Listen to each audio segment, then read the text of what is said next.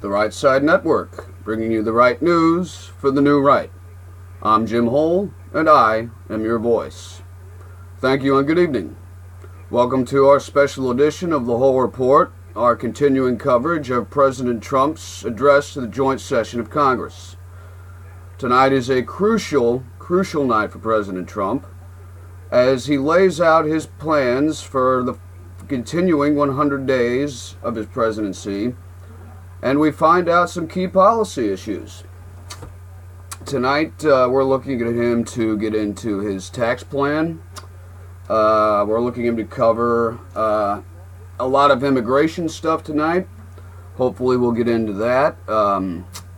We're also he's also said he was going to address a lot of infrastructure plans as he can continue to work, hopefully work with a lot of Democrats in Congress on that. And as a lot of what I've read today is the theme of this address is unity in a country that certainly needs to be unified. Certainly, we are living in divided times, as we've seen for the last, probably the last 8 years, really. And before, we've been a divided nation for a long time now. A long time. A lot of it post 9/11. A lot of division came, throughout the years after that. Bush's presidency, a lot of division, pro-war, anti-war. President Obama, a lot of racial tension that, a wound that unfortunately a lot of has not healed in this nation yet. Certainly we're living in divided times. And tonight can be a big step forward if President Trump delivers on a lot of what he said he's going to cover tonight. A lot of it's yet to be seen, what he can do. It's very early on in his presidency. Certainly there has been a lot of disruption, a lot of which is done by the radical left. A lot of leaks coming from the White House. A lot of the former staff of President Obama, I believe, is responsible for, which is highly illegal, by the way. You get this argument from the left that, well, WikiLeaks, leaked information about Hillary Clinton, so, why should you guys be complaining about this? Well, the difference is what WikiLeaks released was not classified information. Basically, all WikiLeaks really released was a lot of embarrassing emails and a lot of pretty amusing stances on Madam Clinton from her campaign chairman John Podesta. Donald's right. If I had someone working for me who wrote that stuff about me, I would have fired him on the spot. But that's history. The difference is that what's being leaked about the Trump administration is classified information. Phone calls to foreign leaders constitute classified information. It's illegal.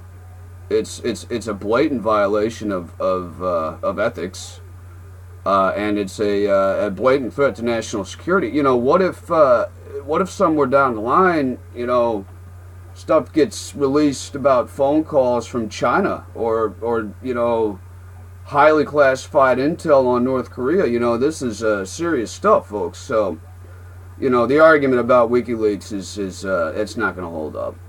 So hopefully they will get to the bottom of whatever's going on, because it's a nuisance, and it's not really fair to an incoming president to have to put up with that. If this were Obama that this was happening to, you would damn well be sure that there would be a massive investigation, and I hopefully there is a massive investigation underway. So tonight, a couple of things, interestingly, today, for the most of the day, there has been a massive internet outage on the East Coast. It has affected Amazon, Google. It's affected at iTunes. A lot of Apple stuff has been affected by that.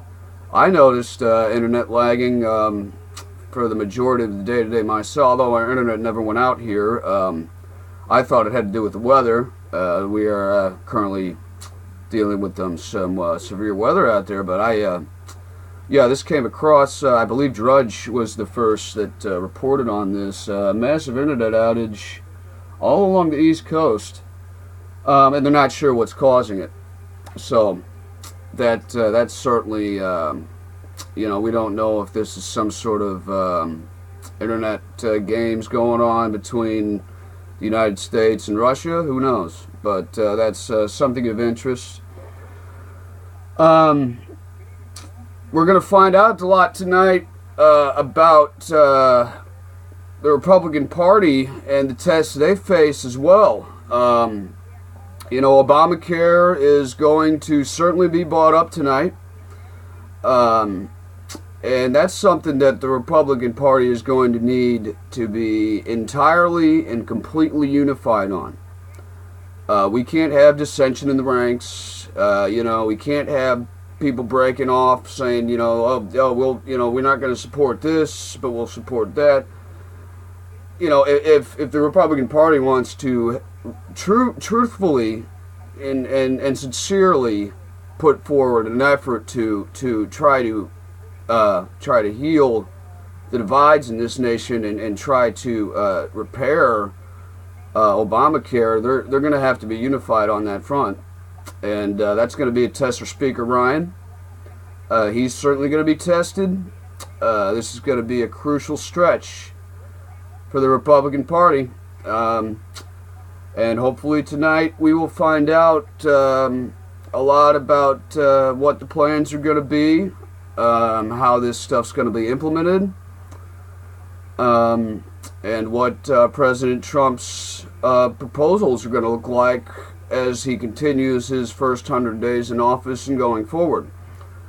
I would imagine we will see a lot of that. I believe the motorcade is on its way to the Capitol, so shortly we're going to sign off, and we're going to continue our coverage after the address to the joint session of Congress. So it's going to be interesting. We're going to see what kind of message of unity he can put out there. And it's going to be interesting to see what kind of proposals he's, especially the tax plan. We're interested in finding out what that's going to look like. Because if we could loosen up a lot of those burdensome taxes on small businesses, you're going to continue to see the economy grow. We have hit records. The Dow has hit records within the last 60 days. It's been phenomenal. No one saw that coming. Certainly when Trump was elected, there were fears of another recession. I mean, you had, even during the coverage of the election night itself, when it looked like Trump was going to win and turned out he did win, there were people panicking on financial networks all throughout this country. There's another recession's going to hit. I mean, what's going on? The dollar's going to drop. I mean, we're going to enter. It's like we're going to be a third world country. Which, as we found out since his election, the Dow has hit record numbers. We're looking at 21,000. We're closing in on 21,000. So if we could keep that up, we're truly going to enter a period of prosperity and great growth in the United States. Our economy is going to be booming, as it's certainly begun to, and hopefully will continue to. So, like I said tonight, looking forward to hearing about the tax plan. Looking forward to hearing the immigration plan. I know tomorrow, it is believed that tomorrow President Trump will sign his new executive order on the travel ban. So that's certainly going to get the liberals up at arms. We're already looking forward to that. It'll be called the Muslim ban, and it's going to be called racist, and, you know, the fake tears are going to come, and, you know, how could you treat these people like that? You know, we're not treating them like anything. We're simply saying that temporarily, just temporarily, we are going to restrict immigration from the countries that the Obama administration put out that harbors and trains and provides funding for terrorists. So that's it. We believe that's going to be signed tomorrow. We're going to see what happens there. So we're looking at the address to Congress. Looks to be about coming up here in the next 5 minutes. So I'm going to go ahead and sign off for now. Join us after the speech as our coverage continues and President Trump's first address to a joint session of Congress. For the Right Side Network, I'm Jim Hoel.